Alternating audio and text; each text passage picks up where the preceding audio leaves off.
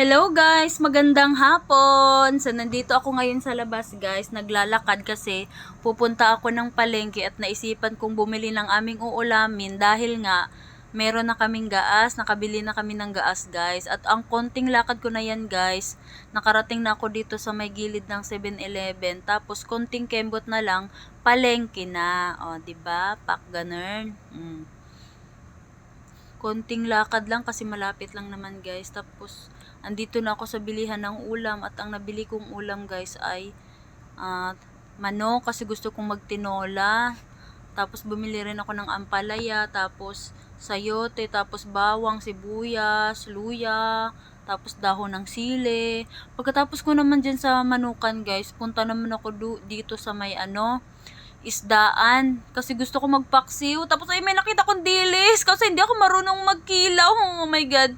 And then ang nabili kong isda ay yung tamban tuloy guys kasi ang lusog ng tamban tuloy ni ate mataba. Tapos nakabili rin ako ng konting hipon kasi ang mahal, alam nyo ba guys, inabot ako ng 600. Yan lang ang binili ko, hipon, konting hipon, tapos tamban tuloy, tapos manok, tapos yung gulay. Pagkatapos kong mamili, syempre, babalik na ako ng tindahan, guys.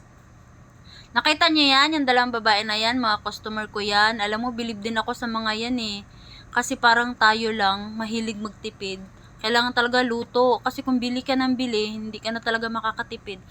Tapos, ayan, may nakita kang paggawaan ng mga higaan, upuan. Tapos, sa bandang unahan, merong laundryhan. Tapos, pag nakita mo na silang lumiko, ibig sabihin, liliko na rin ako kasi nandito na ako sa paseo.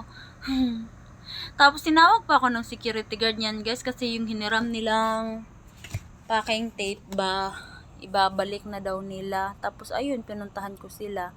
Pagkatapos lakad na ulit ako papunta doon sa may tindahan. Tapos magkakaroon dito ng event guys eh. Hindi ko lang alam kung kailan. Kasi tingnan nyo, nakita nyo yung may tulda, naayos na nila yan, nilagyan nila ng yero, tapos ayan may upuan, tapos may harang na. Kasi merong jamming dito guys eh, dati tuwing Sabado may kantahan dito, ewan ko lang kung kailan ulit sila magkakaroon ng ganun. Tapos merong kantahan, may mag-iinom, tapos may ihaw-ihaw. Kasi magde-December na, ganyan ang event nila dito pag magde-December na guys, malapit na ang Pasko. 'Di ba? Tapos, syempre, nakarating na ako ng tindahan.